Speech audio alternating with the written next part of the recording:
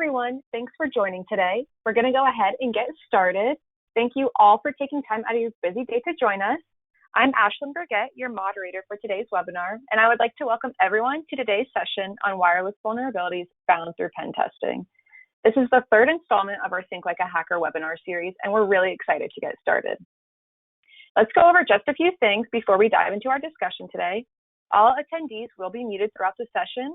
This session is also being recorded, and all attendees will be receiving a link to the recording as well as a copy of your slides in your inbox after the webinar is completed.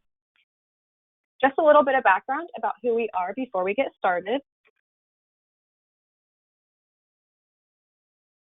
KirkpatrickPrice is a licensed CPA firm and PCI QSA, providing assurance services to clients worldwide. Our firm has over 14 years of experience in information assurance by performing assessments, audits, and tests that strengthen information security and compliance controls. We do offer information security services such as audits and pen testing, as well as readiness and guidance on frameworks such as SOC 1, SOC 2, SOC for cybersecurity, PCI DSS, HIPAA, High Trust CSF, FISMA, ISO, and GDPR. We also encourage you to connect with us by subscribing to our blog, visiting our library of recorded webinars so you can catch up on any series at any time, including the previous Think Like a Hacker webinars, and following us on LinkedIn, Twitter, and Facebook. I'd also like to remind everyone that this presentation is provided by KirkpatrickPrice for educational and/or informational purposes only and does not constitute legal advice. No attorney-client relationship is established by viewing this presentation, so should you need legal advice, please consult with your attorney. And with that, I'd like to introduce our speaker for today. Mark is a penetration tester here at KirkpatrickPrice with over 10 years of experience in security testing. His specific experiences include a focus on infrastructure, social engineering, and physical penetration testing. He also holds the OSCP and OSWP certifications. So welcome, Mark, and I'm going to go ahead and hand it over to you. Thank you very much. Today we're going to be discussing wireless network security and some of the more common vulnerabilities and attacks that we come across when we perform wireless penetration testing. The items that are listed here are not in any particular order, but they should all definitely be addressed if they're discovered. The first thing that we're going to discuss is the use of default passwords. Most wireless access points ship with default credentials. Many devices' default credentials are something like admin, admin, or admin password, etc. Very easy to guess, and even easier because there are default router password databases online. So you can go to these websites, search a router make and model, and you will be able to find out what the default credentials are. So of course, these should be changed as soon as possible in setting up the device. Changing these default credentials is the first step in securing any network hardware. Next, we have out-of-date firmware. This is very common. It's extremely common for wireless access points to have firmware flaws that can result in security vulnerabilities. These flaws are regularly addressed by firmware updates from the access point manufacturers and should be applied as soon as possible as they come available. For example, the Heartbleed vulnerability a few years ago was a serious vulnerability that, among other things, affected many wireless access points. Firmware updates were quickly released to address the issue, but it took months and in some cases years for end users to apply these firmware updates to their access points. So they were vulnerable to the attacks for much longer than they had to be. So I think the best thing that you can do is check often for firmware updates. And if your hardware's firmware is no longer updated, then it's definitely time for new hardware. One of the oldest security protocols is WEP. That has been around since about 1997. And since it's been around for so long, it's been chipped away at by attackers for over 20 years. And it's gotten to the point where someone with very little technical skill can actually download tools onto their smartphone and crack WEP encryption with the click of a button. In many cases, it can be cracked in a matter of minutes. For this reason, we always advise our clients not to ever use this protocol. If your router only supports WEP, It's really old and should be replaced. Just really the best policy when it comes to this is just never use it. It's far too old and out of date. So next we have, this is a fairly new vulnerability. This is the crack vulnerability. WPA2 prior to this vulnerability was the standard that everybody used that was considered a fairly strong security protocol. But in 2016, WPA2 was broken using this technique, this vulnerability, it's crack, or the key reinstallation attack. This is an attack in which an attacker reuses a one-time key that is generated when a client machine joins a Wi-Fi network. While this is a serious vulnerability, it's important to understand what an attacker can and cannot do with this vulnerability. An attacker can decrypt data that is being sent between the client and the access point. What's that mean? Well, it means that the attacker could see data such as login credentials or credit card data or instant messages, things like that that are being sent back and forth. The good news is that the wireless network password is not likely to be exposed during this attack, but it could be possible if it's sent in plain text for some reason.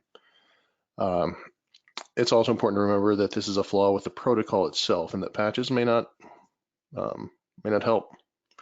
So the best defense is to update your wireless infrastructure to hardware that supports WPA3, which is the latest protocol for wireless. WPS attacks. WPS it stands for Wireless Protected Setup. You will probably see this on your home routers. It's where you press a button on the router and you can automatically connect any device without entering any kind of password. So the way it functions is there are pins that are generated that are about 8 digits long. In fact, they're always 8 digits long. They're numerical pins. So because of the limited number of combinations of an 8-digit numeric pin, WPS is vulnerable to brute force attacks. So what that means is there's software that will just pound away at it, attempt every possible combination of numbers in an 8-digit attack. And with today's even smartphones or computers, this does not take a long time. There's open source software freely available for this type of attack to brute force WPS. And it can usually crack the WPS pin within 5 to 8 hours. So of course, WPS should be disabled on any access points. It pretty much comes enabled on every access point that is sold today. So you're gonna have to get into the software for the access point to disable that. Rogue access points. So this is getting a little bit more into sophisticated attacks, and rogue access points are quite simply wireless access points that have been installed on an internal network without authorization. So this can sometimes happen if an attacker sneaks a wireless access point into an office and plugs it into the network without anyone noticing. Of course, the attacker will then have access to your network from outside the building and can perform attacks as though they are in the building. So think of a guy sitting in his car with a laptop in the parking lot, and it's as though he's sitting in a cubicle within the building. They have the same access your users do, 24 hours a day, and it's completely unchecked. So having said that, though, if a rogue access point is discovered, that doesn't mean that it's installed by a malicious attacker. Sometimes these access points are installed by employees who are simply trying to get better signal in their part of the building. It's happened before. All they have to do is plug an access point into the network port by their desk. Of course, the employee will not configure the access point with strong security controls, and it will almost certainly be against the company information security policy to install unauthorized hardware on the network. So even though the access point wasn't installed by a malicious attacker, it can still aid the bad guy if it's discovered by them. A wireless security test can determine if there are any access points connected to a corporate network. We do have techniques to do that. It requires us to physically be on site, but we can absolutely discover those. Evil twin attacks are another interesting attack. This is when an attacker creates a malicious Wi-Fi network that mimics a legitimate Wi-Fi network. Think about when you're at a hotel and you see the SSID being broadcast that says hotel free Wi-Fi available for connection. Well, the hotel you stayed in did say they had free Wi-Fi, so you go ahead and connect. So this could be an evil twin access point. The attacker could be providing you with Wi-Fi, but it's definitely not free. The cost is usually the data you send through the access point is going to be compromised. Again, think credit card data and logins and passwords. This is an extremely common attack. Here in Vegas, where I live, during DEF CON, the number of free hotel Wi-Fi access points jumps dramatically, just because people are broadcasting this stuff sometimes for fun or experimenting, but you got to be very careful in connecting to any public Wi-Fi. There's not really a good, reliable way to detect an evil twin, but it's important to be aware of the networks you're connecting to and the activities you perform on a public network. I tend to not use public networks when I'm connecting to sensitive things on my laptop or my phone.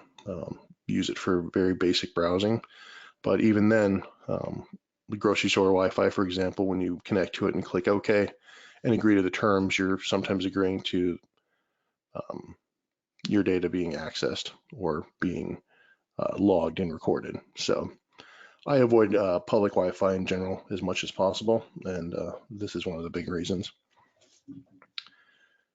So the next thing we're going to talk about is a man-in-the-middle attack. This is similar. Man-in-the-middle attack takes place when an attacker is able to position themselves between you and a wireless gateway. The same thing can happen with a man-in-the-middle attack that can happen in an evil twin attack. Data that you send over the network can be compromised and read by the attacker. Once again, this can include passwords and credit card data. And in order to avoid these attacks, the best thing to do is not to ignore the browser warnings that tell you do not proceed to an insecure website. It's really easy to get in the habit of just clicking past these warnings that say, the website you're going to access is not secure, and you just say proceed or ignore. That's exactly what that error message is telling you, that somebody has potentially stripped away the security of a website, and your information that you send across it could be vulnerable.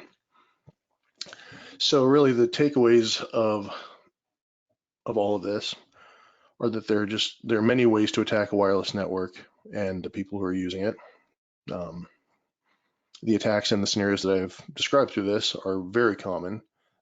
None of this is really difficult to set up or difficult to perform, and it honestly does not take a whole lot of technical skill to perform wireless attacks. So they are very, very common.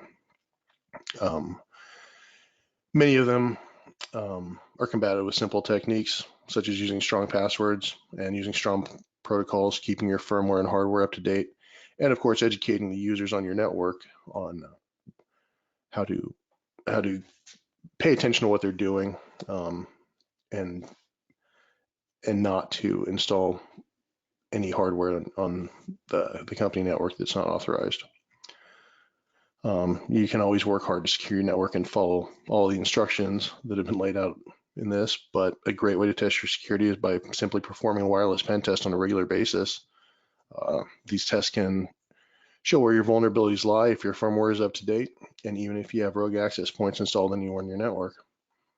So thanks for taking the time to listen to the presentation, and please don't hesitate to reach out with any questions. We're always here to help. Awesome. Thank you so much, Mark.